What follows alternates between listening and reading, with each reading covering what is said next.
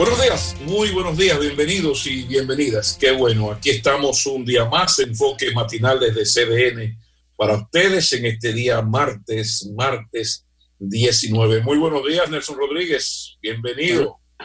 Buenos días, señor Maquini. Trabajando, se nos fue la compañera, nos dejó solo. Sí. Una tarea de día entero. Qué cosa. Está muy andariega, cogiendo calle. Sí, martes 19. Un saludo a los amigos periodistas, principalmente a los de Santiago. Me recordaron que antes de ayer fue el aniversario de un evento importante alrededor de mi persona en Santiago. Ya tendremos oportunidad de compartirlo, de recordarlo, pero gracias por estar presente en los buenos y malos momentos. Saludos en Santiago a la gente del Ateneo Amantes de la Luz. Nelson, y hablando de malos y difíciles momentos, vaya nuestro abrazo mayor para Julio Martínez Pozo, que perdió a su madre. Y esas sí que son palabras mayores. Así que enviamos desde aquí el mayor abrazo para Julio en estos momentos que hay un antes y un después. Así que el abrazo mayor y también nuestras condolencias para Stanley Marte, que perdió a su esposa, un problema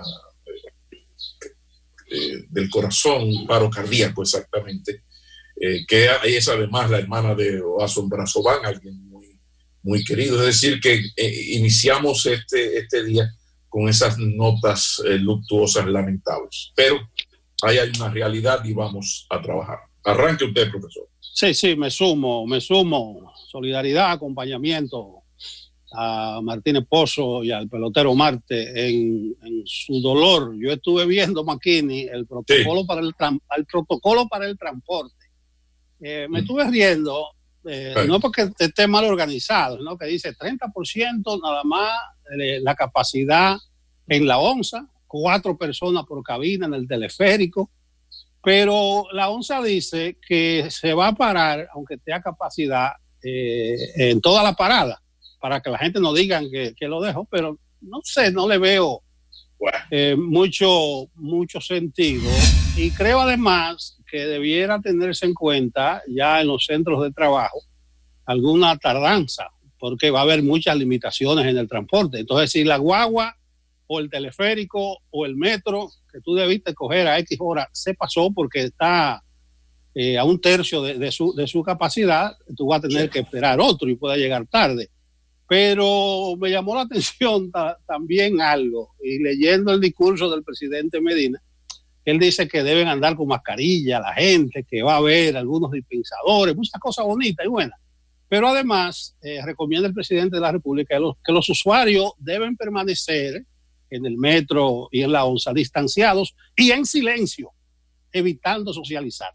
Entonces yo dije que esa va a ser muy difícil, esa parte de cumplir. ¿Cómo tú juntas 4, 5, 10 dominicanos y van a durar aunque sea 5 minutos en silencio? Y no hay uno que mande un saludo, que hable de la situación, que se queje. El dominicano es lo que más le gusta, socializar y hablar. Entonces esa disposición probablemente se cumpla a medias, que deben montarse en el metro, en la ONSA o en el teleférico en silencio, evitando socializar y estar de cariñoso. Me llamó la atención esa parte, a ver cómo se cumple. Un dominicano en silencio en algún lugar, estando acompañado. Lo que pasa, Nelson, que el asunto es más grave, es muchísimo más grave. Fíjate que la decisión es que a partir de mañana miércoles es que se abre esto.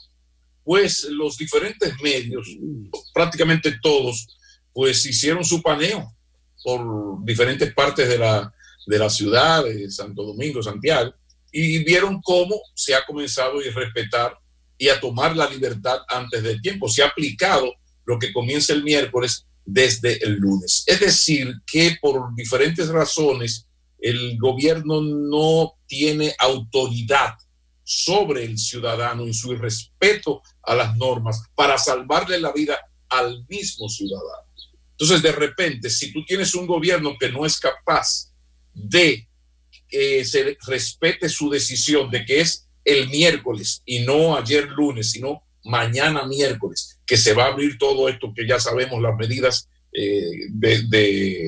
como la palabrita, desescalamiento, oye, qué palabra tan antipática, las medidas de desescalamiento. Si no tiene el gobierno autoridad para eso, ¿quién le dijo al gobierno que habrá respeto para esto de sentarse de a tal distancia dentro de las guaguas de onza, que solamente una tercera parte, todo el protocolo en el metro? ¿Quién se lo dijo?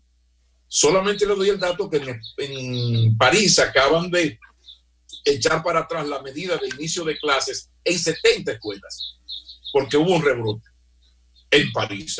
París. O sea, aquí hemos entrado en ese proceso, bueno, que a uno le parece lógico y correcto, porque se ha hecho en base a datos científicos, porque no son datos políticos, sino datos científicos, que esos científicos que están ahí, Báez, la doctora Morales, la gente que está ahí, Marte Báez, los datos a nivel internacional que se tienen, nuestros propios datos que están ahí en la página de John Hopkins. Ustedes entran y ven por qué se han tomado las decisiones que se han tomado. Muy bien, señor gobierno. Reconocimiento, las cosas se están haciendo como se deben hacer, sí, pero ¿y la parte represiva? O sea, ¿quién le va a decir al Dominican Black People que no, señor, usted no puede entrar? Si el gobierno no ha sido capaz de darse a respetar con algo tan fundamental como, ¿qué te digo? El respeto al toque de queda, por ejemplo, y a ti te envían, tú presentas el número de detenidos. Entonces yo estoy sumamente preocupado, porque veo que hay que hacerlo. La apertura había que hacerla, porque hay un asunto también de lo que yo llamo buscar el equilibrio entre defender la salud y promover la economía. Muy bien, señor gobierno. Ahora, ¿de qué manera el gobierno va a hacer cumplir esas decisiones si ayer habían talleres de mecánica, salones de belleza, barbería, talleres de banistería, ferretería, tiendas de pacas y de variedades, fábricas de blog y de cemento, venta de pollos al carbón? Eso no son inventos. Eso es que la prensa salió a buscar, a conocer la realidad y se encontró con esto. Se volvieron guardia y policía a la ciudadanía. Eso porque dice que el guardia lee como quiera. Entonces el discurso de Danilo fue escuchado como quiera. Pero mencionaste a París, pero mira lo que ha pasado en Chile. Chile comenzó a abrir y se armó el juidero. Ahí han tenido que poner en Santiago, la capital, un cierre total, 24 horas. Y están teniendo problemas porque hay protestas en la calle. En más de 2,000 casos en un solo día en Chile. Después que abrieron, que se abrieron la compuerta y la gente salió huyendo para la calle. Entonces vamos a ver en República Dominicana cómo funciona eso, pero una de las características del dominicano en sentido general no es la disciplina, no es la puntualidad, no es la responsabilidad. Pero ni modo, mañana comienza a abrir parte de la economía.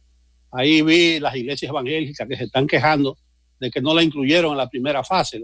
Las iglesias quieren dar cultos, la evangélica por lo menos, pero eso no forma parte de las prioridades en este momento. Mire, señor Macchini, yo mencioné en estos días que estaba escuchando el rum rum de que había un movimiento para mover el Día de las Madres, inicialmente para unificarlo con el Día de los Padres, que es el último domingo de julio. Ayer me enteré que Mario Lama, él es el presidente de la Organización Nacional de Empresas Comerciales, había pedido y dijo que la mayoría de comerciantes están de acuerdo con que se cambie la fecha del Día de la Madre.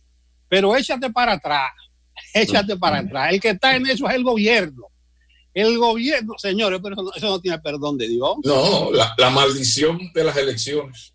Pero mira lo siguiente. Nuestro amigo Juan Ariel Jiménez, que es el ministro de Economía, reveló ayer la posibilidad de mover un mes el Día de las Madres este año, porque él dice que hay una situación excepcional y es como una forma de contribuir a dinamizar el comercio. Oye, ¿cuál es el enfoque? ¿Cuál es la motivación? Dinamizar el comercio y que las familias, dice nuestro ministro de Economía, tengan más recursos para halagar a sus progenitoras. Yo no sé, el asunto va tan serio que dice Juan Ariel Jiménez que el gobierno está realizando gestiones en el Congreso. Porque me entero, para hacerlo, ¿sí? Sí, exactamente, me entero que el Día de las Madres se celebra en virtud de una ley de más de 90 años, hace más de 90 años, 94 años para ser exacto, porque fue en 1926. Entonces, para cambiar la fecha del Día de las Madres o de la Madre, tiene que ser mediante una ley. Entonces el gobierno, el superior gobierno, el señor gobierno está haciendo gestiones en el Congreso para cambiar la ley y mover, en el caso del gobierno, un mes para el último domingo de junio, sería el 28 de junio, el Día de las Madres. Hay una corriente en el comercio que pide unificarlo con el Día de los Padres. Entonces, por el lado que dice el señor gobierno, por boca de su ministro de Economía, yo lo veo bien, dinamizar la economía, que se mueva el dinero, aunque es muy probable que lo que dinamicen sean los bolsillos de los comerciantes. No, porque el propio ministro dice que es atendiendo una petición de los empresarios que se estaría moviendo el día de las madres. Yo creo que el mensaje de entrada que se manda no es el correcto. En medio de una pandemia que ha implicado tanto dolor, tantos sacrificios, tanto luto.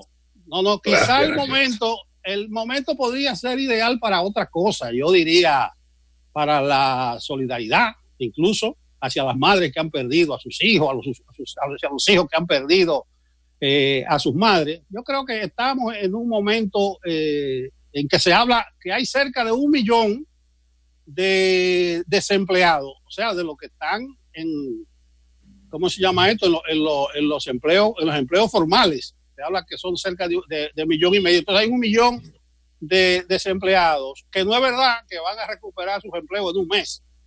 O sea, como el gobierno dice que es para finales de junio, no es verdad que van a tener más dinero para halagar a la madre, como dice el señor gobierno. Yo creo que es un momento en el que se vive en medio de una gran incertidumbre. Yo lo reitero, no es el mejor mensaje que se está dando. Eso de mover el Día de las Madres para que se mueva el dinero tira mucho hacia lo comercial, lo pecuniario, hacia lo material propiamente dicho. Entonces, claro. Ahí va mi punto de vista, ahí va mi posición, que el gobierno tiene que para dinamizar el comercio y que para que ruede el dinero, mover el Día de las Madres. Yo creo que envía un mal mensaje y está pensando de la manera incorrecta. Tú sabes, yo te estoy escuchando y al mismo tiempo estoy mirando hacia la izquierda porque mi biblioteca de trabajo está en esta oficina. Entonces hay un libro se llama El Bien Común, la economía del bien común, que plantea cómo el mundo hay que reorganizarlo en términos del consumo, de cómo se ha confundido el valor de cambio por el valor de uso, cómo las empresas no deben ser valoradas por los beneficios que dejen a los dueños, sino por el bien que hagan a la comunidad. Que una empresa, qué sé yo, la DuPont, por ejemplo, que tiene un historial negro, de afectar a la comunidad. Se gana $8,000 millones en un año, pero envenena dos pueblitos de 100,000 personas. Entonces, en un momento en que estamos en esto, en Holanda, en los Países Bajos, se acaba de crear un grupo de 70 intelectuales donde se ha hecho un planteamiento en torno a esto.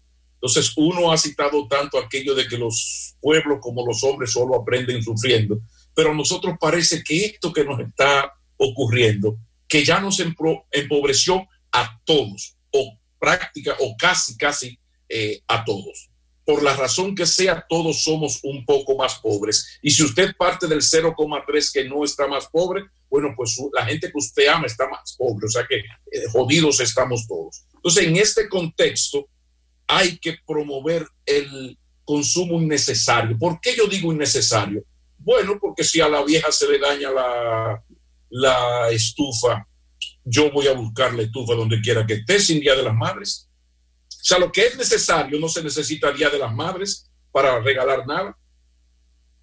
Y si no es necesario, no es el tiempo de usted estar gastando dinero, y menos para una madre que no quiere para nada dinero. Una madre lo que quiere es afecto y, claro, el apoyo de un momento de crisis de sus hijos en términos personales o económicos. Pero fíjate cómo volvemos a lo mismo. Para que la gente consuma, ya yo me voy a inventar cambiar la fecha para pasarse 30 días con la publicidad. Viene el día de mamá, tienes que regalarle. ¿Yo qué regalarle de qué?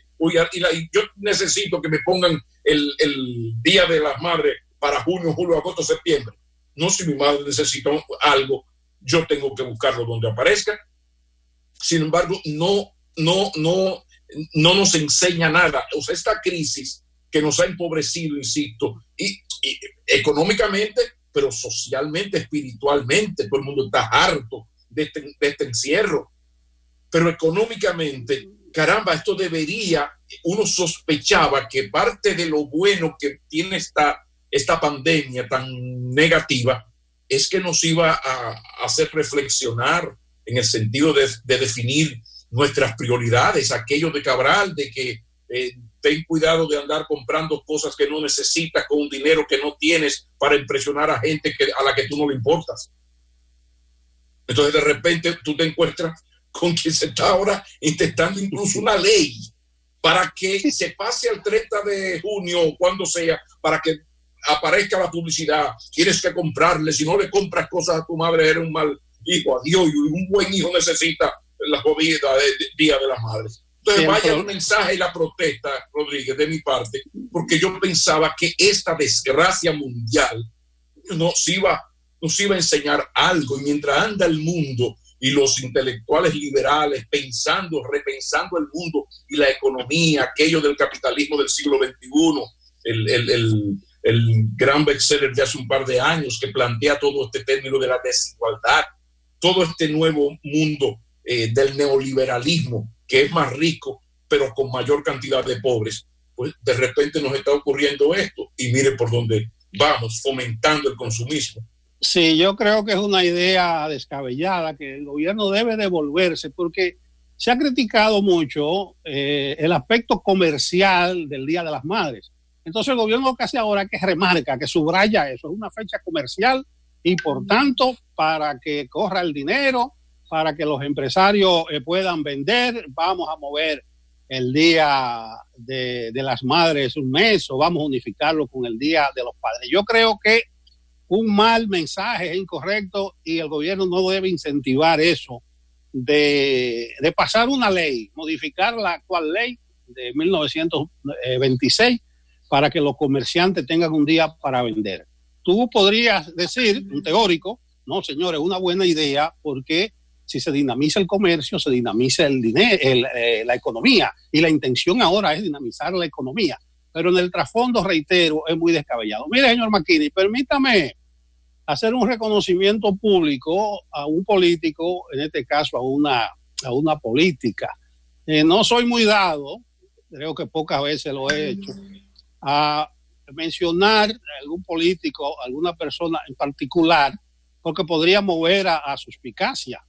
Pero en este caso, lo que quiero es tomarlo para resaltar lo que es la calidad de un político y la calidad de un funcionario. Aunque no me gusta eso de menciones particulares, por este lado no hay cola que pisar. O sea, no puede haber un candidato que diga que pone algo en la comida que se come aquí de esta casa.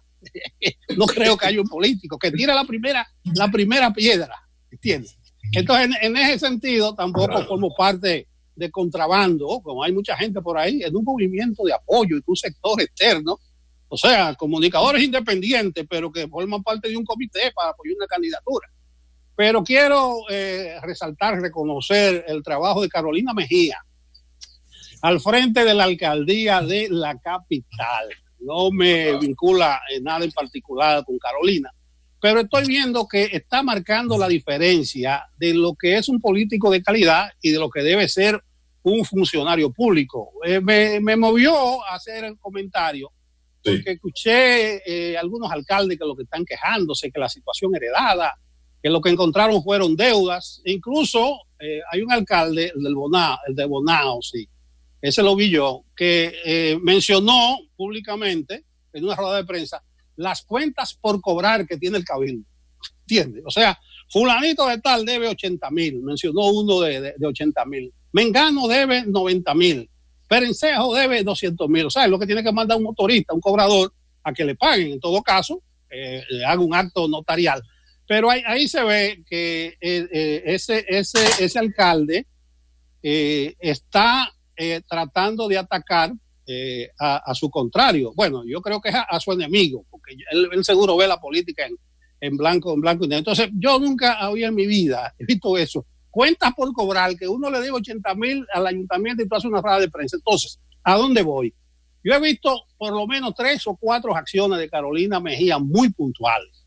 O sea, ella anunció el lanzamiento de un plan piloto para educar a la ciudadanía en cuanto a la separación de los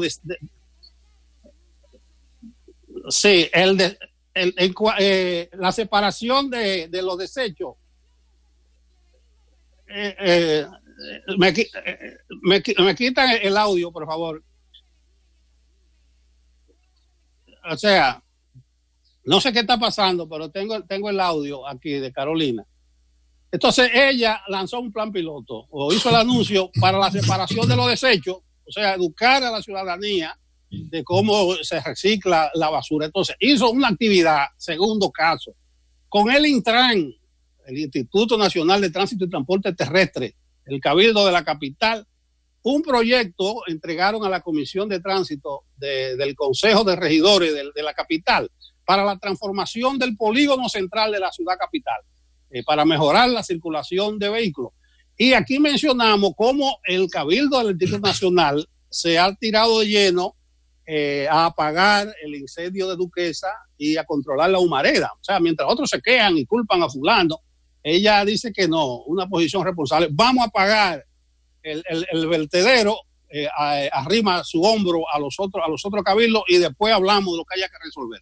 Entonces, ese patrocinio del esfuerzo conjunto con las autoridades sanitarias, recuérdense que ahora, jueves, viernes y sábado, la alcaldía del Distrito Nacional estuvo hombro con hombro en el plan que se hizo para combatir el COVID. Entonces, lo menciono particularmente a Carolina Mejía como un ejemplo de calidad del político y del funcionario público. Entonces, que me excusen, no quiero discriminar a ningún alcalde en particular, de seguro la mayoría está haciendo su trabajo, pero si menciono iniciativa para los desechos, para el tránsito, es precisamente porque en este país hay que prestigiar la calidad del político y del funcionario público que es de verdad. Lo que pasa, Rodríguez, que a mí me llama la atención cómo el político dominicano, y más cuando llega funcionario, no es capaz de hacer algo tan simple como aprender del que ha hecho las cosas bien. Yo tengo tiempo destacando 2 políticos. Una se llama Margarita Cedeño y el otro se llama David Collado. A mí me pueden caer bien o caer mal, es lo menos importante, pero los datos científicos, demoscópicos, las investigaciones de encuestas que se han hecho, siempre han colocado a esos 2 políticos muy por encima de sus pares. ¿Por qué ocurre eso? Entre otras muchas cosas. Bueno, porque yo hice la tarea y de cada 10 fotos, noticias que salen en la prensa de David Collado o de Margarita Cedeño, en 9 ellos están trabajando o haciendo una actividad familiar o resolviéndole un problema a alguien por solidaridad personal. Hablando de política partidaria, ustedes recuerdan un debate cuando David Collado fue alcalde, meterse en el firifiri del PRM, que dijo, no, yo soy alcalde, yo estoy aquí para resolver problemas. Eso hizo David Collado. Con Margarita Cedeño, todavía ahora, que está en medio de una campaña, ustedes ven que en el centro de todo está el trabajo. Mira que estoy mencionando 2 políticos de gobierno-oposición. En el caso de Carolina, ya yo lo dije el otro día, va por la misma línea. Tú has escuchado a Carolina Mejía y Gómez metida en el rifirrafle de la politiquería. No, ella llegó y ha comenzado a resolver problemas.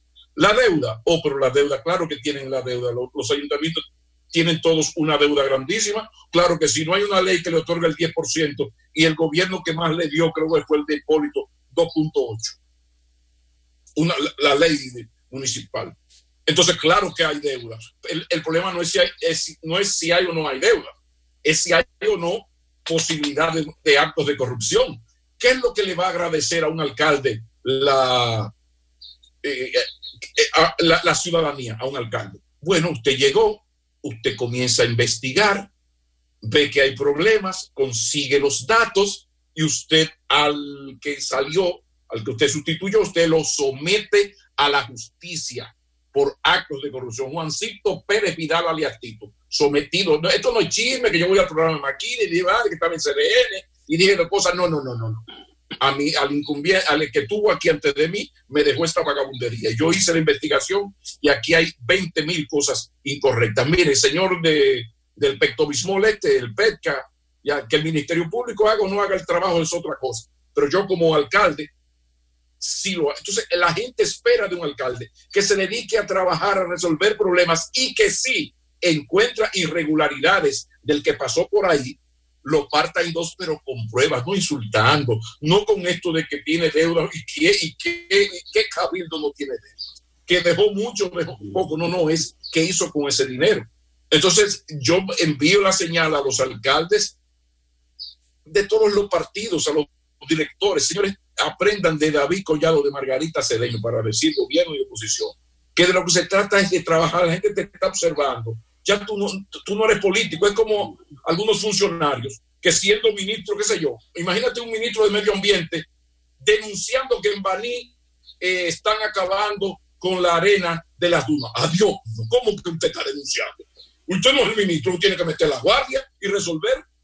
Entonces ahora el Departamento de Medio Ambiente del PRM sí está en la obligación de, si ocurriese eso en las dunas de Baní, hacer un documento y pedirle a las autoridades y a la policía que actúe. Estoy poniendo un ejemplo. O sea, los funcionarios no están para denunciar, sino para resolver o callarse la boca. Entonces, en este sentido, Carolina Mejía, mira que Carolina Mejía le dijeron 3 meses antes, mira Carolina, tú vas a ser la candidata a alcalde del distrito. Y yo, sí, eres tú.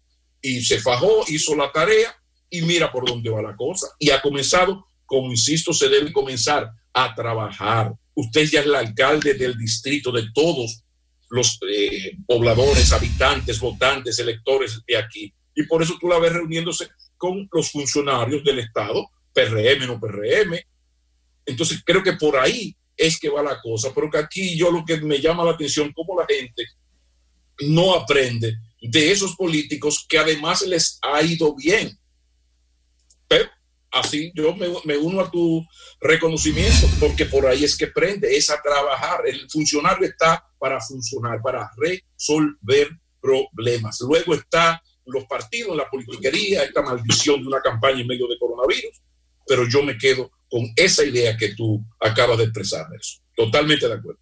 Sí, yo reitero, es un asunto de resaltar la calidad del político y del funcionario público. Algunos dirán, bueno, pero Carolina sustituye a David Collado, no va a denunciar, no va a encontrar nada malo. No es el caso. Estamos hablando de que se llega a una función pública a trabajar, no a criticar, no a buscar faltas, no es a escudarse en la situación heredada. Ese es el cliché, que encontró muchos problemas. Bueno, está bien.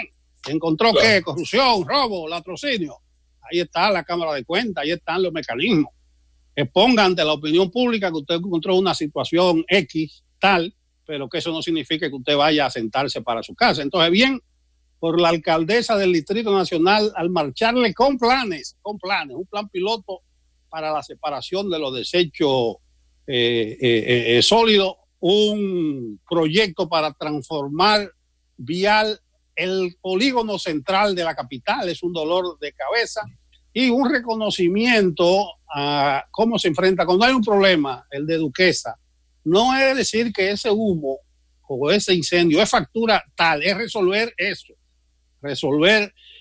que fue lo que se hizo. Y cuando se hacen campañas como esa de jueves, de viernes y sábado en el Gran Santo Domingo, fajarse a trabajar con las autoridades sanitarias y no apostar como si el interés fuera que el otro fracase para tú sacar ganancia. Entonces reitero los piropos a Carolina, un saludo a don Hipólito Mejía Domínguez y también a su vocero Eddie Olivares.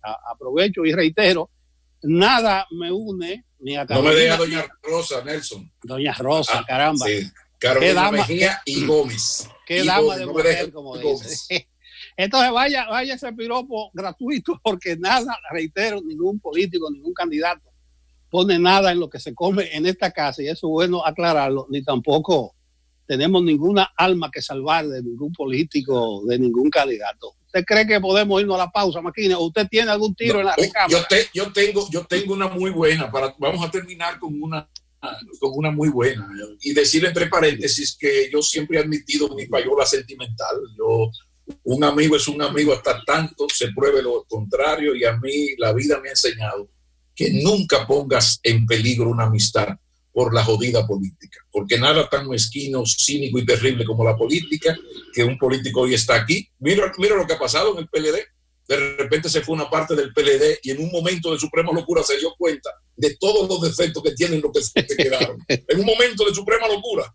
O sea, esa es la política. Entonces, uno convive en este análisis político, observa, comenta, analiza, pero cuidado, que no se juegue con la amistad. Que la política va y viene, y ¿qué es la vida? Sin amigos, sin amor en la familia, es por ahí que prende. Una buena noticia. Un señor científico español que se llama Juan Andrés, que trabaja en los Estados Unidos, un científico de Moderna Therapeutics, una empresa de Massachusetts, pues acaba de informar ayer, estuvo hablando con la cadena COPE, informó que se está trabajando duramente en la vacuna contra el coronavirus, que todo parece indicar que podría estar lista a finales de año. Y eso es maravilloso. Rápidamente, dice Andrés, hemos hecho ensayos en 45 voluntarios y hemos tenido unos resultados en los cuales hemos generado anticuerpos en todas las personas a las que se ha vacunado.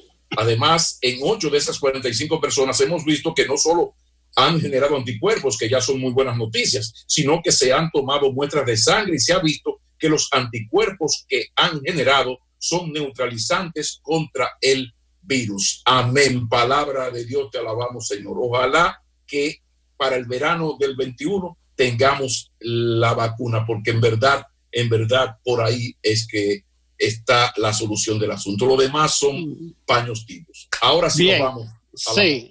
Bueno, el Consejo Nacional de la Empresa Privada, por definición, es de empresas. No sé si tendrá organizaciones comerciales por ahí, a propósito de la crítica que hacíamos por mover el Día de las Madres. Pero hablaremos de eso y de otros temas con César Dargán. Él es el vicepresidente ejecutivo del CONEP y será nuestro invitado en la entrevista centrada. A la pausa.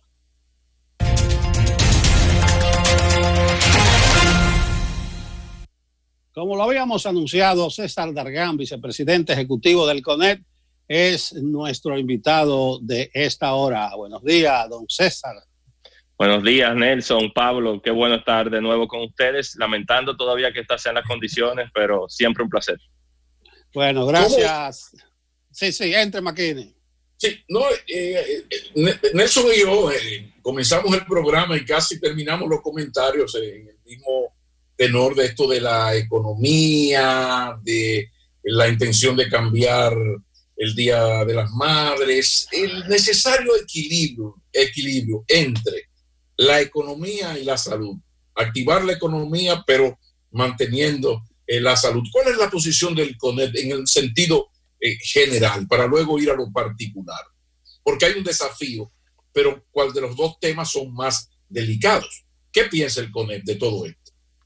Pablo, si bien es cierto que las acciones iniciales en el manejo de esta crisis estaban enfocadas a controlar y adaptarnos a esta nueva realidad, no menos cierto es que en las últimas semanas le hemos dedicado mucho tiempo a entender qué está pasando en el resto del mundo. Hemos revisado 21 países, hemos consultado médicos, economistas, abogados, hemos discutido con diferentes sectores y subsectores de nuestra economía, entendiendo para la realidad dominicana qué es lo más prudente. Coincido plenamente contigo de que se requiere un equilibrio, y no solamente entre aplanar la curva y controlar la pandemia y el mitigar los efectos económicos, sino también con las libertades sociales en la República Dominicana. Entonces, ese trípode entre sanitario, económico y las libertades sociales en nuestro país debe mantenerse un equilibrio. Entonces, en general, lo que entendemos es que ahora que estamos atravesando la 9ª semana del periodo de emergencia, se requería lineamientos generales que permitiesen una transición hacia esa nueva realidad. Esos lineamientos generales coincidimos en términos de lo que se ha planteado, aunque estamos precisamente a la espera de cómo aterrizar a través de protocolos y adecuaciones adicionales. Ahí voy, César, a los protocolos a cumplir. El CONEC consideró positivo los lineamientos generales que presentó el presidente Medina para la reactivación gradual de las actividades económicas. Entonces, el CONEC es un conglomerado muy diverso. El asunto de los protocolos. Tú dices que se han preparado, pero ustedes tienen una empresa de este tipo, una industria tal. ¿Cómo se van a conjugar esos protocolos para las distintas fases? Yo le agregaría que cuando planteamos este rearranque, además de gradual, planteamos que fuese ordenado, inteligente, prudente y oportuno en el tiempo. Este planteamiento que efectivamente lo vimos con el gobierno, lo vimos con la oposición, lo vimos con diferentes sectores de nuestra sociedad, pues reflejaba muchas de las realidades que están atravesando estos sectores. Hemos visto 3 tipos de grandes efectos a lo largo de esta crisis desde el punto de vista económico. Hay empresas que han cerrado completamente sus actividades por mandamiento y por las cuestiones de distanciamiento social. Hay otras que están operando a media capacidad y hay otras que definitivamente, aunque están operando, enfrentan muchos obstáculos. Por eso, en la diversidad del CONEP sí hay todo tipo de visiones. Nosotros tenemos 57 asociaciones que son nuestra membresía, que forman parte de diferentes subsectores de la economía, algunas mejor preparadas para iniciar ahora, otras prolongadas en el tiempo. Hablábamos del sector turismo. El sector turismo es estratégico e importantísimo para el desarrollo de la República Dominicana. En todo momento, los representantes del sector turístico han planteado de que sus expectativas no son abrir en el corto plazo, no son que este miércoles de nuevo abrir, porque dependen de muchos factores. Tenemos los aeropuertos cerrados. En adición a eso, en esa transición habrá que ver cuándo también las personas en el resto del mundo recobrarán la confianza y tendrán la capacidad económica de volver a viajar. Entonces hay muchos factores que nosotros no controlamos. Ahora, lo que el sector turismo ha requerido es fechas en el tiempo que le permitan programarse, que le permitan hacer una serie de preparativos nacional e internacionalmente para cuando llegue esa fecha estar listos. Entonces, hay un escalamiento de cómo van entrando estas medidas. Hay sectores que definitivamente después de 8 semanas cerrados ahora verán de nuevo esa oportunidad. Eso habrá que mitigarlo también con otro tipo de acciones, pero es un proceso ante una crisis de dimensiones mayores. El compromiso del CONEP con su membresía en lo que tiene que ver con el cumplir los protocolos, el gobierno se ha mostrado sumamente débil para hacer cumplir sus decisiones de disciplina social. Eso está ahí. Los medios, yo hablaba de que usted busca los archivos de CDN, que van a encontrar con Mano Guayabo, la 17, zona de Santo Domingo Este, perfecta. Puerto Plata. Exacto. Entonces, en ese escenario, la posibilidad de que el CONEP, un poco con el poder que tiene en su membresía, haga algo que meta presión a esas asociaciones, le diga, mira, yo sé que ustedes se le imponen al gobierno muchísimas veces, pero es un asunto de país, vamos a respetar esas medidas de distanciamiento, qué sé yo abro la empresa Sí, pero a la hora de la verdad, el protocolo de distanciamiento lo mando para el caray porque aquí las cosas se resuelven de otra manera. Pero que ya sea como un compromiso ciudadano a partir del liderazgo que tiene con él sobre las asociaciones. Es decir, mira, yo sé que usted no respeta mucho al gobierno, pero vamos por un asunto de país a respetar esto. ¿Ustedes tienen algún plan en ese sentido? Porque personalmente yo estoy muy preocupado. Pablo, estamos a menos de 24 horas de que inicie esta nueva etapa con un rearranque. Y aunque ya estamos en la antesala de algo que se esperaba, no menos cierto es que el eje central de nuestra agenda todavía al día de hoy sigue siendo el tema sanitario. Sigue siendo el tema sanitario porque mientras no se tenga una vacuna para prevenir el contagio de esta enfermedad, será a través de las otras medidas que podemos irlo haciendo. Y a su vez identificando los casos y aislándolos para evitar contagios mayores. Nosotros hemos hecho planteamientos de resguardo mandatorio de la población vulnerable, de aquellos que están en edad de riesgo o aquellos que tienen otra condición clínica, que son los que requieren hospitalización, atención crítica y muchas veces lamentablemente mueren. El tema sanitario. Las autoridades, perdón, ¿qué le han respondido las autoridades? Porque por ahí va la naiboa del asunto. Envejecientes y personas con problemas coadyuvantes al coronavirus. En el discurso del presidente del pasado domingo, él planteó un aislamiento voluntario de la población vulnerable. Eso habrá que combinarlo con los indicadores que se han planteado, que entendemos que son acertados, porque no todo el control de esta pandemia se lleva a través de cuántas personas se contagian. Sabemos que hay personas que se contagiarán que no tendrán síntomas o que tendrán síntomas leves. Los indicadores de esta pandemia tienen que ver también con qué capacidad tiene nuestra infraestructura sanitaria, nuestros hospitales, qué capacidad de atención crítica tenemos y sobre todo cuál es el índice de letalidad y cómo evitamos que más dominicanos mueran. Entonces, sobre la base de esos indicadores, sobre una atención especial a la población vulnerable, tiene mucha lógica, Pablo, lo que tú planteas, y esto nos debe llevar a pensar de que aunque existen las condiciones para un rearranque, esa obligación individual, tanto de empresas como de personas, de acogernos a condiciones mínimas, es lo que va a garantizar que esto sea exitoso. De lo contrario, hemos visto muchos países que han iniciado procesos de apertura y luego han tenido que revertirlo. En todo el mundo. Lo vimos en Asia en la primera ola, lo vimos en Europa y ahora más reciente en Latinoamérica. Entonces, si nosotros no somos lo suficientemente conscientes de acogernos a las medidas de prevención, esto puede entonces colocarnos en una situación anterior. Dargan, ayúdanos a entender cuáles sectores se van a abrir mañana.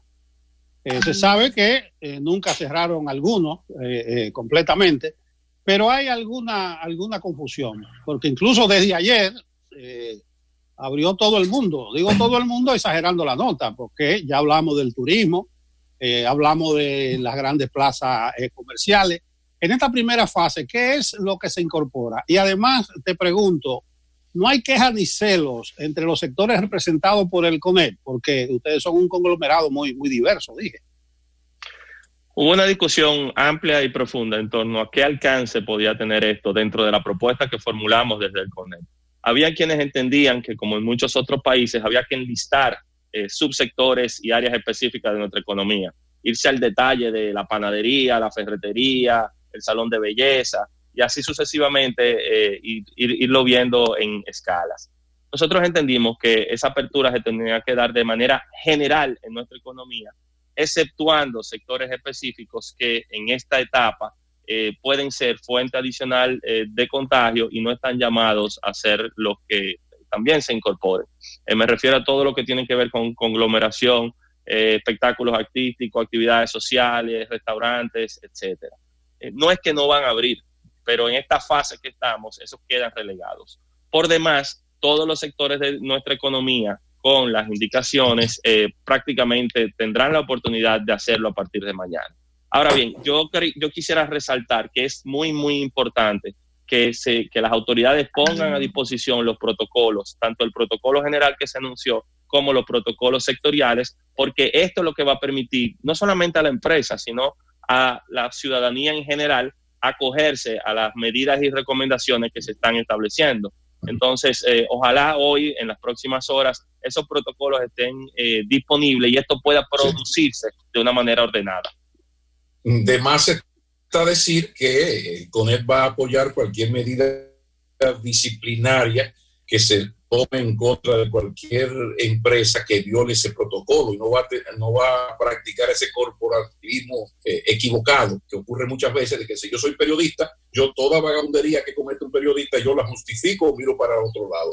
Eso pasa. Pongo de ejemplo la profesión nuestra primero, pero ocurre mucho eso. Entonces me imagino que el CONET pues va a ser en esto disciplinado y respetuoso de las disposiciones del gobierno. Pero si es posible, César, un poco una especie de breve briefing de qué tan grave es la situación del empleo formal hoy, el número de suspendidos, la gente que ha perdido el trabajo. ¿Cómo se ve desde el CONET, que se maneja lo macro, ¿no?, con todas esas asociaciones, la situación real del mundo laboral, por lo menos del formal? Porque si entramos en el informal lloramos, pero en el formal, por favor.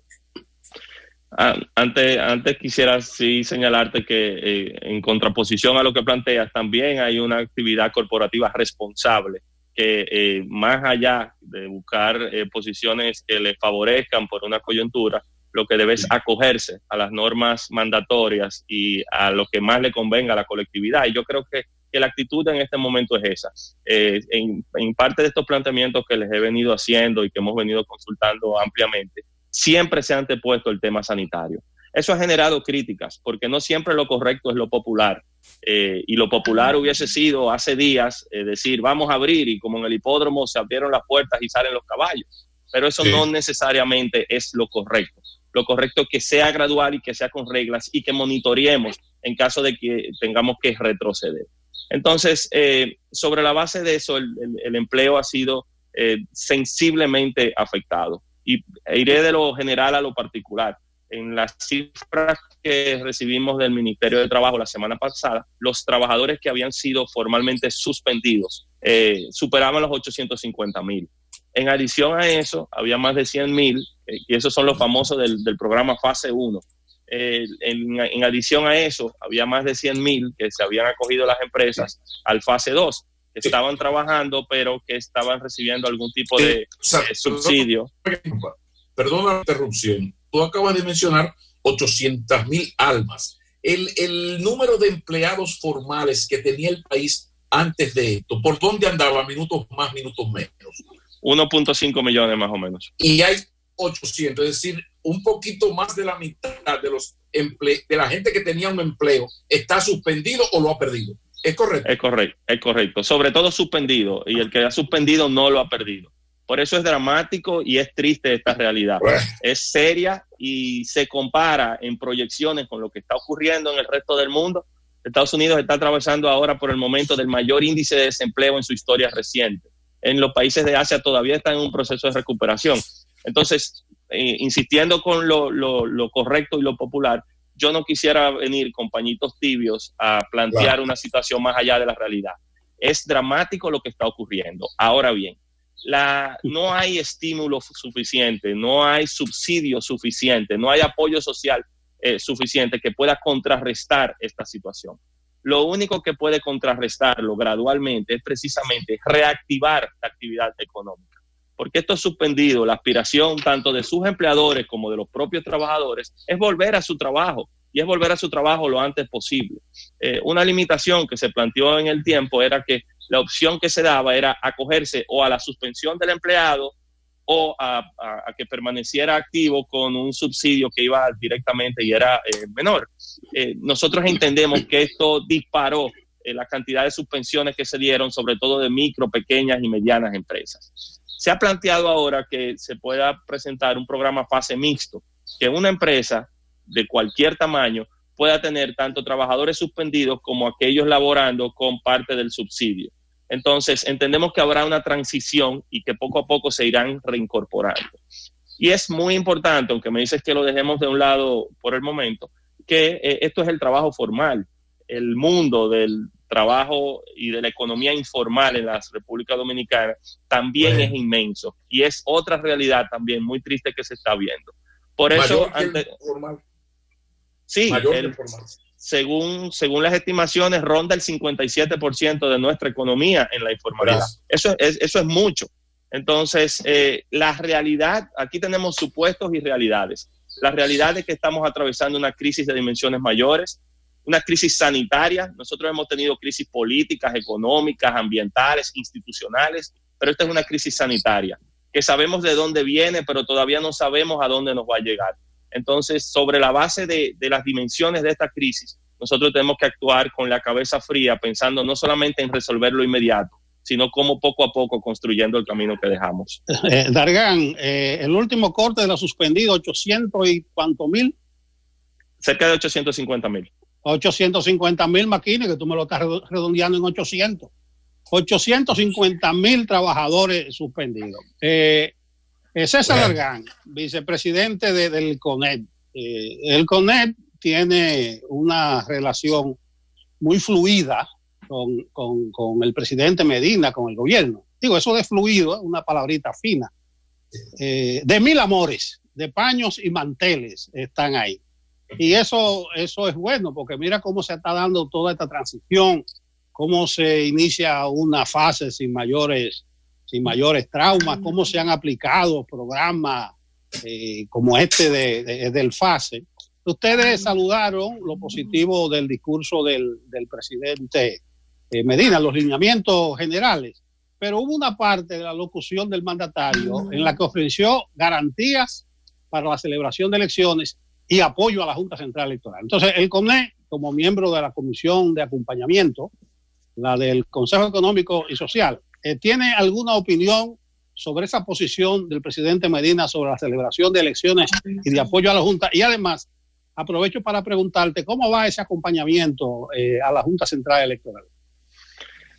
Bueno, Nelson, muchas cosas juntas, pero quisiera empezar por decir que la relación que tiene el Consejo Nacional de la Empresa Privada con el presidente Danilo Medina y con el gobierno de la República Dominicana es una relación de respeto y de colaboración.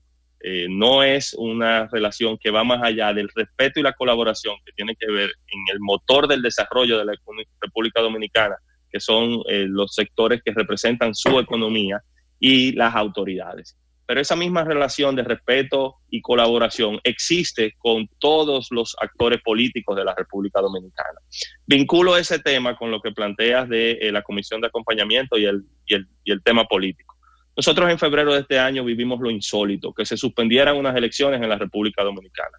Algo reprochable que detonó una crisis de dimensiones mayores. Al momento de ocurrir eso, el CONEP, procurando la estabilidad en la República Dominicana, empezó a tratar de construir puentes que permitiesen la comunicación con los diferentes actores políticos. La comisión que surgió, esta comisión de acompañamiento, es la diversidad más amplia que se puede tener de la sociedad dominicana. La Iglesia Católica y Evangélica, los empresarios y la sociedad civil, los jóvenes manifestantes, todos estamos sentados en una misma mesa. Y estamos en una misma mesa con diversidad de identidades, pero con unidad de criterios. Y esa es la agenda que se ha mantenido. Ayer participamos ayer participamos en la última reunión con la Junta Central Electoral. Hemos venido dando seguimiento a todos los temas que tienen que ver con la organización. Sabemos que la discusión gira ahora en torno a las votaciones de los dominicanos en el exterior. Es un tema para el cual la Junta Central Electoral deberá decidir en un periodo corto de tiempo y traer mayor certeza y claridad a toda la población. En adición a eso, hemos percibido que la organización sigue avanzando. La Junta Central Electoral ha encaminado la organización de unas elecciones en tiempos de COVID, que no es tarea fácil, por lo cual nosotros que veníamos arrastrando esto de febrero, superándolo en el mes de marzo, las elecciones presidenciales y congresionales, como quieran, iba a tener retos, pero en época de COVID aún mayor. Entonces esa preparación está en curso. Lo fundamental es que los partidos políticos y la Junta tengan también una relación de armonía, de regulador y regulado, de autoridad y de actor del proceso, pero de armonía, y que estas previsiones se puedan hacer en el tiempo. Nosotros estamos convencidos, y ahí también voy directamente a tu pregunta, de que tienen que realizarse elecciones en la República Dominicana, tienen que ser ordenadas y transparentes, y la voluntad del pueblo debe respetarse para que tengamos un gobierno nuevo en el mes de agosto. Indudablemente que el CONEP se ha convertido en un ente de equilibrio, con una principalía importantísima en todo este proceso tanto de la negociación empresarial, el equilibrio del que hablaba, salud, empresa, como también dentro de esa comisión de seguimiento ante la gravísima crisis de confianza que tenemos en la República Dominicana, especialmente en el tema político electoral. Entonces, como yo sé que el CONE está donde se cocina el sancocho, finalmente quiero preguntarte cómo está lo del voto exterior, del dominicano en el exterior, porque si algo se sabe es que es una decisión última de cada estado. O sea, la República Dominicana no decide si se vota o no se vota en ningún otro país. Entonces lo que se están buscando es alternativas. La lógica manda, bueno, pues usted puede que el dominicano vaya a votar en su territorio en cada país, que es la embajada, su consulado. Sí, pero ahí entra lo del partido gobernante y la desconfianza. ¿Qué se ha hablado de alternativas al voto del dominicano en el exterior a partir de que hay una realidad incuestionable, y es que la decisión última la tiene cada país de autorizar o no ese voto extranjero?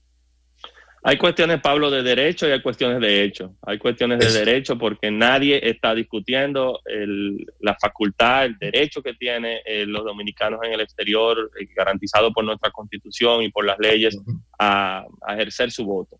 Eso es algo así. También que la relación entre los estados norma la soberanía y la independencia que tiene cada cual de dictar las normas internas, las disposiciones internas que permitan la convivencia. Esas cuestiones de derecho se combinan con las de hecho. Estamos atravesando una pandemia que tiene diferentes niveles en diferentes países, que todavía la proyección en el tiempo es poco certera. Una cosa es la realidad que estamos viviendo al día de hoy y otro, qué ocurrirá de aquí a 6, 7 semanas cuando tengamos las elecciones. Entonces, se tendrá que procurar un equilibrio entre respetar el derecho, pero atender los hechos. Y para eso es fundamental que este diálogo siga fluyendo. Es válida la voz que está levantando nuestra diáspora, porque ya había ocurrido, ya en el mes a finales del año pasado, no fueron parte de los procesos de primarias. Entonces, es válido que con lo que representan para nuestro desarrollo levanten su voz, pero también es válido todos aquellos que están anteponiendo el tema sanitario y la complejidad de la coordinación de una cuestión de esta índole. O sea que lo que esperamos es que el diálogo sea responsable, no sea politizado por un interés en particular, sino que se haga lo que más convenga y que eso se anuncie lo antes posible. Bueno, Dargan, al cierre, 2 preguntas por el precio de una. Apunta ahí. Número 1, la tasa del dólar comenzó a deslizarse suavemente. ¿Tú crees que puede ser un primer síntoma de malestar en la economía? Y segunda pregunta, ustedes en un primer momento, junto a Sanar una Nación, se cantearon con 263 millones de pesos. ¿Ha habido otra solidaridad material de ese tipo? En cuanto a la primera, el dólar es un tema de preocupación y atención en la agenda de todos los sectores de nuestra economía. De hecho, en todas las reuniones que hemos tenido con las autoridades lo hemos conversado, hemos valorado las decisiones que desde el Banco Central se han tomado para mantener la estabilidad en la tasa cambiaria. Sin embargo, entendemos que hay que ponerle atención. Los generadores de divisas en la República Dominicana, las exportaciones, el turismo, la inversión extranjera, las remesas, están todos sensiblemente afectados. Por eso el ingreso de dólares a nuestro país está afectado. Pero las medidas de contención de esta crisis, sobre todo la disponibilidad y la estabilidad que se requieren, son fundamentales. Yo quiero rescatar ahí el factor intangible que Pablo mencionó, que es el factor confianza. Por sobre todo, aún con la dimensión de esta crisis, lo que no podemos es perder la confianza y debemos tomar todas las decisiones que nos permitan mantener un ambiente de confianza. En cuanto a la iniciativa filantrópica a través de Sanar una Nación del CONEP, ese monto, te lo actualizo, llegó a alrededor de 400 millones de pesos. Esta semana nosotros estamos haciendo entrega formal de otros insumos. Hemos enfrentado los problemas que hay en la logística y el suministro internacional y las dilaciones en la entrega de muchas de estas cosas. En el día de hoy estaremos entregando 2 máquinas GeneXpert 16 para el procesamiento de pruebas y antes de terminar la semana pruebas adicionales, equipos de protección personal y ventiladores. Entendemos que esto seguirá. Hay un grupo importante de empresas comprometidos con esta causa y de nada nos sirve pensar en economía si no le garantizamos la sanidad a todos los dominicanos. Muchísimas gracias. Don César Largan, el vicepresidente ejecutivo del CONEP, ha estado con nosotros. Importantes respuestas que ayudan a comprender un poco mejor la situación actual de nuestro país en el mundo empresarial y, por qué no decirlo, también en el mundo político. Muchísimas gracias, César. Gracias a ustedes. Vamos a la pausa y cuando retornemos, atención, vamos a hablar del sector transporte. Don Antonio Marte es nuestro entrevistado en breve. El director de CONATRA va a estar con nosotros. Ya regresamos. Gracias, César Largan. Gracias. Gracias. Bueno, lo prometido es deuda. Antonio Marte, presidente de la Confederación Nacional del Transporte, CONATRA, es nuestro invitado. Don Antonio, muy buenos días. Buenos días, mis queridos, mis queridas y todos mis amigos. Y más los que están conectados con nosotros, que es el pueblo. Es de ahí, Antonio, es de ahí. Antonio, vamos a entrar en materia. Tú bajaste duro ayer, dijiste que el discurso de Danilo fue vacío y político. ¿Qué pasó ahí? Cuando yo dije que fue vacío, es porque los discursos que más para buscar una solución son discursos políticos. Y yo, cuando digo que la burra vaya, es porque yo tengo el paquete de pelo en la mano. Ellos andan dando pan, andan dando 3 libras de arroz, andan dando cuestioncitas con una foto de Gonzalo y en a veces se le ha ido con la de plan social. Entonces, ¿qué ellos están haciendo? Que a las 4 de la tarde salen, se le deja el escenario a ellos, tan solos, todo el que circula está preso, pero sin embargo ellos andan en la calle. Entonces, esta epidemia le han querido sacar los resultados políticos de los cuales ellos buscaban. ¿Cuáles? Las ayudas, todas las situaciones, Gonzalo en su plataforma de aviones, buscando todo a donde quiera. Entonces la han querido buscar y ni así crecen. Eso es lo grande, que ni así crecen, porque el pueblo decidió y el pueblo está decidido. Entonces, a veces yo digo, ¿por qué perder tanto tiempo en una campaña cuando el pueblo lo que quiere en este momento es comida y el pueblo lo que quiere es que nadie le hable de política? El gobierno abre en este momento, dice que metro, teleférico y onza. Oh, qué bien, muy bien. Se han olvidado de los choferes aproximadamente. En más de un 80% de los trabajadores, solamente el transporte urbano puede haber un 25% cobrando. El transporte interurbano se no han muerto gente por falta de la pastilla de la presión, del corazón y de hambre, que no le han dado una aguja. Yo quiero que la directora del Intran, que es mi amiga, quiera un debate conmigo con los documentos en la mano. Con los documentos en la mano, ¿tú sabes para qué? Para que ella me diga cuáles choferes de transporte interprovincial, de transporte interurbano, de transporte turístico, y me han dado 5,000 pesos. Yo siempre se lo he dicho. Entonces ahora, para terminar de joder los choferes, sacan el teleférico, sacan el metro y sacan la onza. Pero lo que tú no sabes es que ese dinero no se cuantifica. Ese es un dinero que se puede manejar a su discreción. Entonces, ya si no terminamos de joder los choferes no duran 15 días. Entonces, el gobierno, yo le pregunto, cuando se habla de comenzar a abrir economía, hay empleados de Bonao, de Villa, de 28, de Jaina, de Boca Chica, de Don Juan, de Yamasá, de San Cristóbal. Entonces, ¿cómo diablos van a llegar esa gente? ¿Qué es eso? Que eso se le suman a más de 1 millón de personas que se van a cancelar. Entonces, el gobierno no ha tenido interés de resolver. Yo he dicho Sí, escuchamos. la situación de los fondos de pensiones.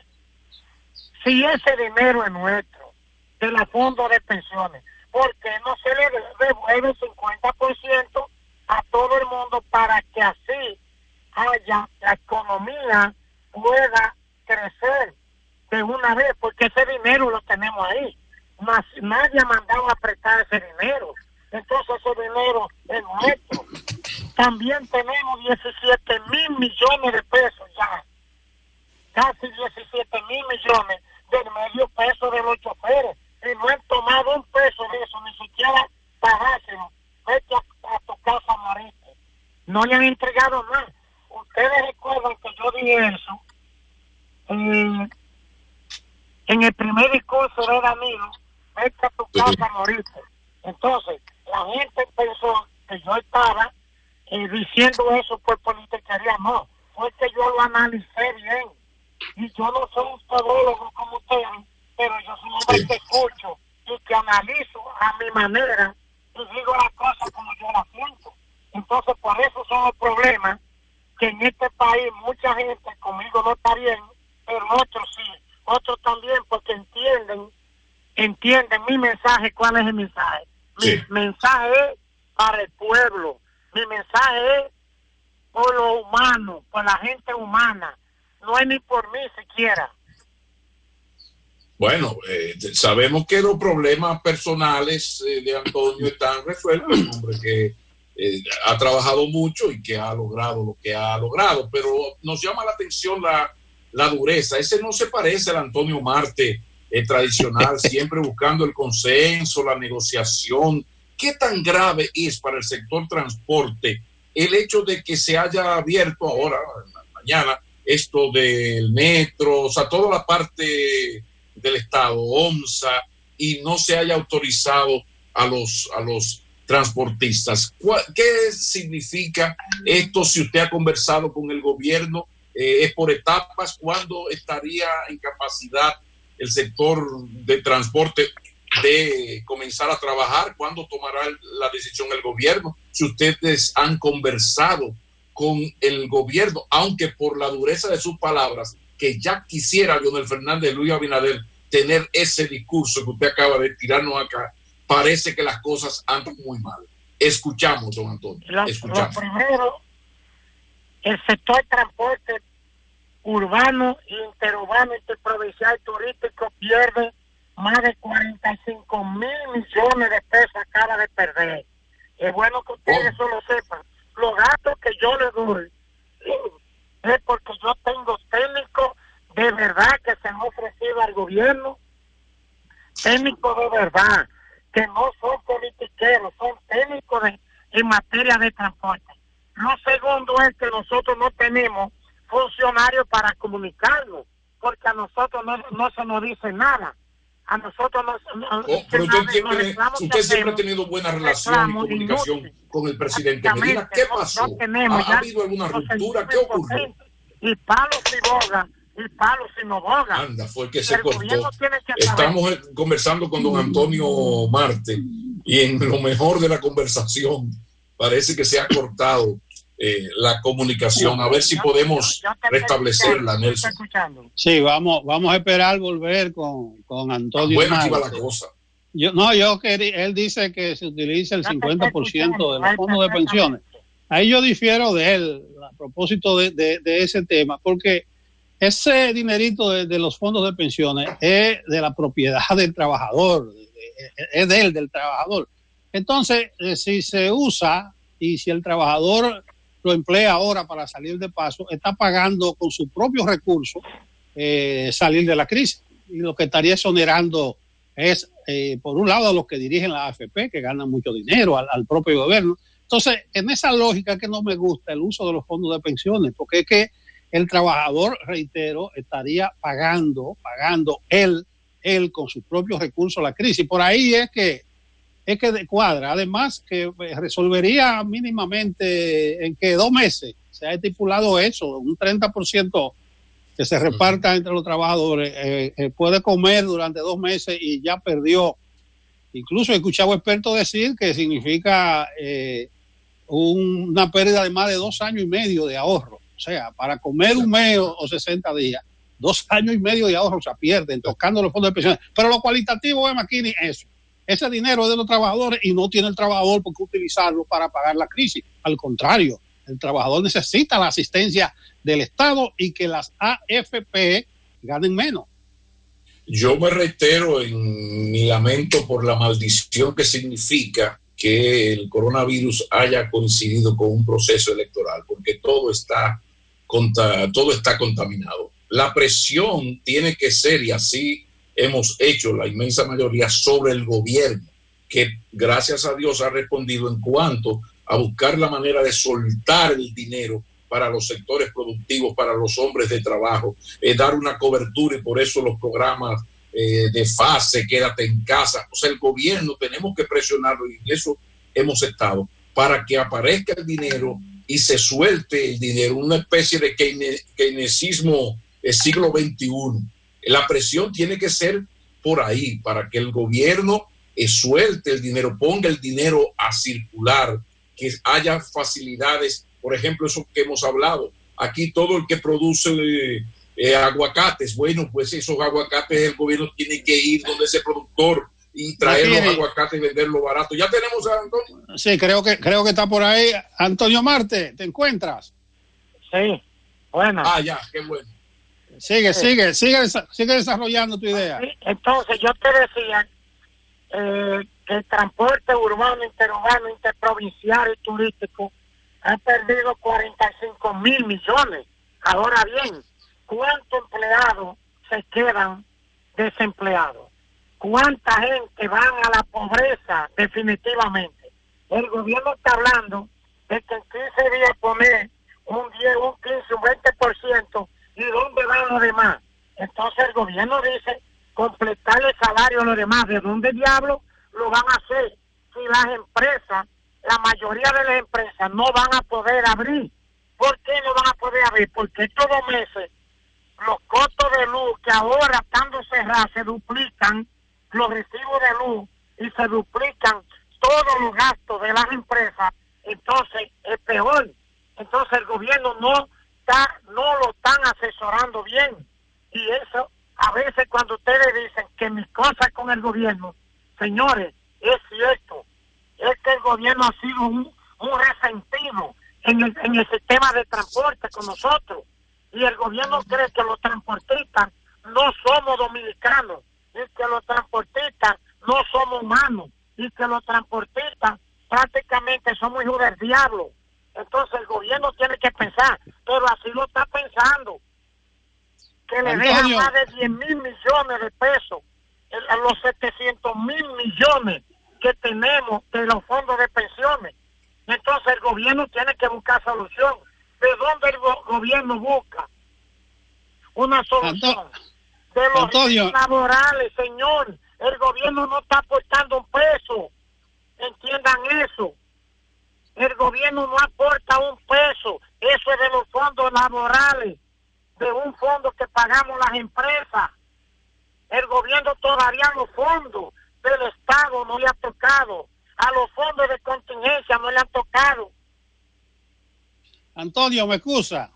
Sí, te escucho. Sí, yo sé que tú eres amante de la música y creo que te gustan las rancheras mexicanas, pero yo creo que tú te cantas y te lloras al mismo tiempo. Ayer tú proponías que los carros y las guaguas solo operen a mitad de capacidad, pero al mismo tiempo tú dices que y reconoces que no hay regulación para lograr eso. Entonces, ¿para qué tú propones que operen a mitad de capacidad?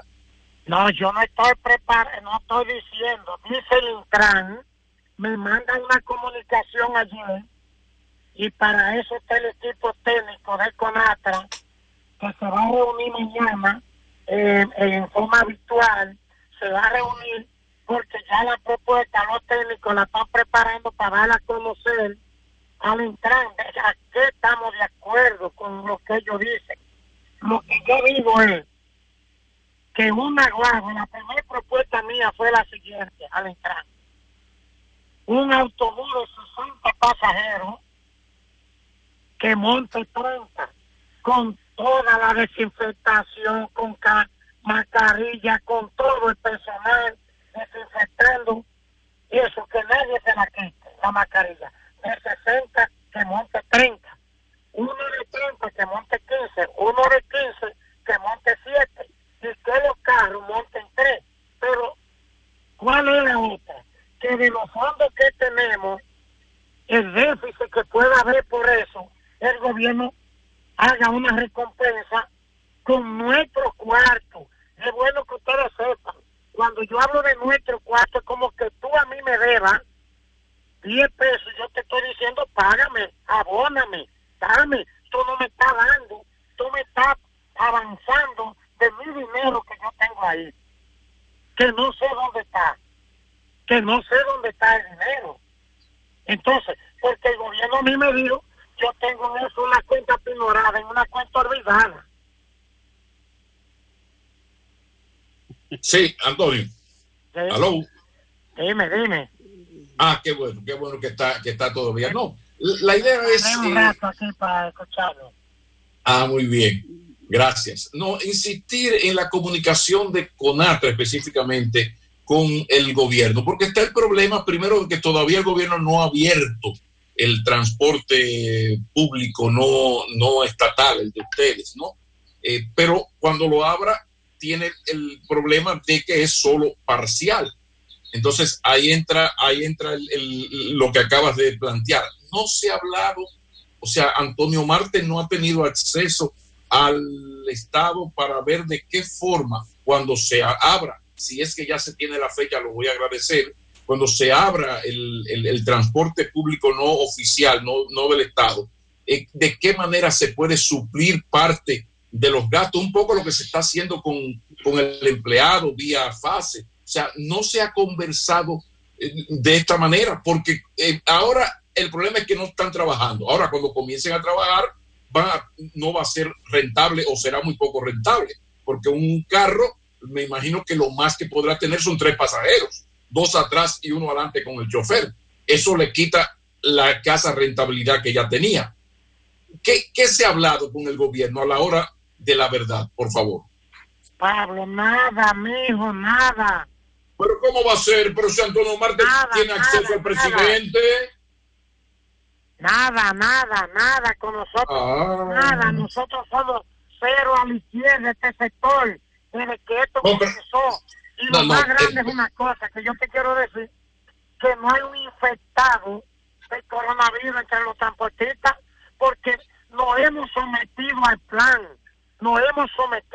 pero caramba, ya te dije que se han muerto gente del hambre por la compra de la pastilla de la presión, por la falta de comida y por la falta de pastilla de la diabetes. Se han muerto como quieran. Antonio Marte, pero en confianza. Nada, con nosotros no se habla. Muy bien, Antonio Marte, perdóname. Viene la pregunta, porque tú has sido el hombre del consenso, de la negociación, el intermediario en los tiempos difíciles entre el sector transporte y el gobierno. Siempre había estado, y porque te hemos entrevistado múltiples veces, como el ente conciliador. De repente, ya en confianza que estamos terminando, yo pregunto, ¿qué ha ocurrido entre, no me hable de los transportistas, que eso es mucha gente, no, Antonio Marte y el gobierno dominicano y el presidente? ¿Por qué se ha roto esa comunicación, ese ente conciliador que en muchos casos había sido Antonio Marte? Y yo te siento ahora, repito, que ya quisiera Leonel Fernández o Luis Abinader tener un discurso tan políticamente duro. ¿Qué ha pasado en confianza ya? ¿Qué fue lo que pasó? Yo te voy a decir que tantas reuniones del sector con el gobierno, con Montalvo, con Gonzalo, con la directora del Intran, con el propio presidente, y esperen una semana, que en una semana iniciamos, buscamos crédito, la acompañé a China, le busqué quiénes nos van a dar los créditos, y sin embargo, no aceptaron, recibiendo ellos el dinero que va a producir con el fideicomiso de los autobuses en la ruta de los carros. Solamente era firmar ellos que se comprometían a mandar dinero. El crédito lo tenemos nosotros. hasta 10,000 autobuses. Y fue vuelta y vuelta, semana y semana, y toda la semana lo anunciaran. Y toda la semana lo que hacían era hacerme perder el tiempo. Eso es un gobierno que no funciona. Entonces, Antonio, Oye, yo me doy ya. Antonio, oye esto, me escriben aquí, tú sabes que uno tiene el WhatsApp abierto y que esa línea agresiva tuya ahí, que tú aspiras a una senaduría por un partido, ¿es así? Yo no aspiro a en el 2016 y por el escáner me roban el 3% y me la quitaron. Y ahora aspiro de nuevo. No es por eso. Yo siempre he sido de una línea política. Y en 6 meses, yo siempre se lo decía, se lo digo a todo el mundo. Yo en 3 meses hago la política que tengo que hacer. Está bien, Antonio. No, una última cosa, Antonio. Tú dijiste hace un rato que el gobierno está mal asesorado. Y ayer decía que se encuentra en el aire en materia del transporte. ¿Es un ataque tuyo, una acusación a Francesca? Porque ella es la que dirige el sector. Pero ella la que dirige. Si está mal asesorado es por Francesca. Es así. Suerte que son amigos.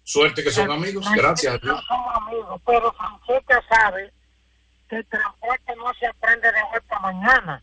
Y si ella quiere que nuestros técnicos, lo de nosotros, no sentemos, si nos hubiéramos sentado todos, no tuviéramos este lobo que tenemos, porque es un lobo que tenemos.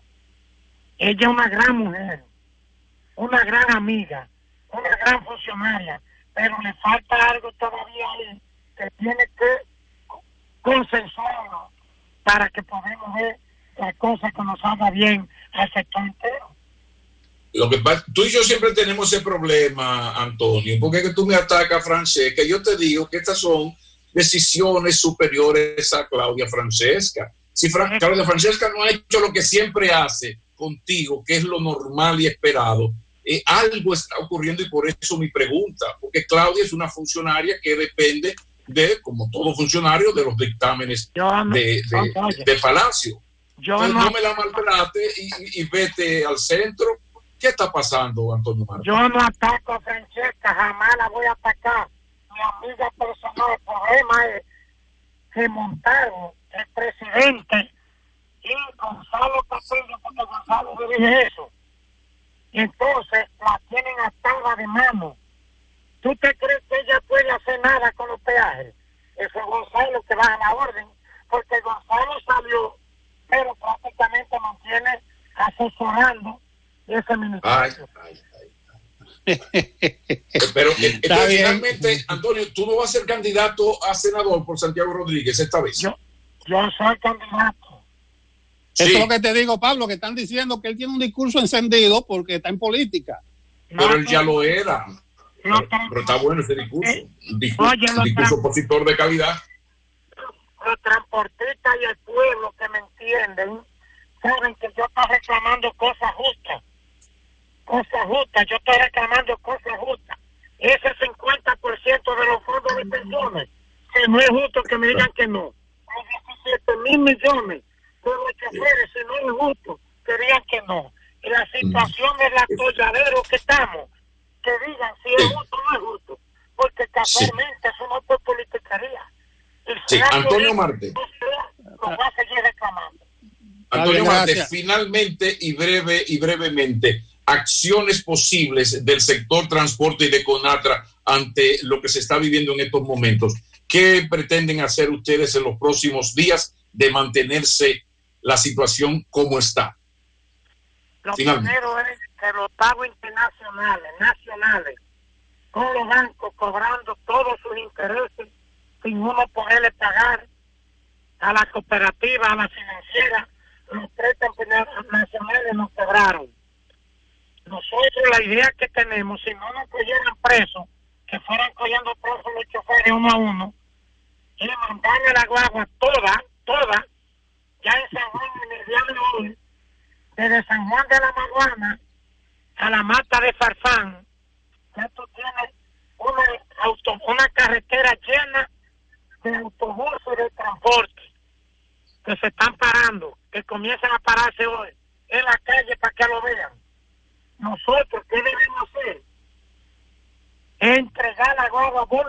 del Estado Dominicano para que decidan ellos qué hacer con ella, con este sector, y que entonces vengan mis sectores a triplicar los pasajes, como saben, un equipo de empresarios recomendados al gobierno, acabar con nosotros.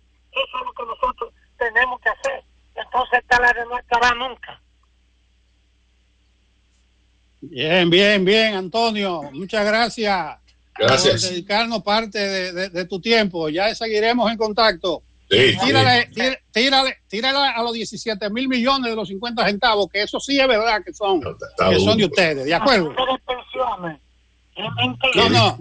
No, tenemos una diferencia tú y yo ahí. Lo hablamos después de manera bilateral. Cuídate.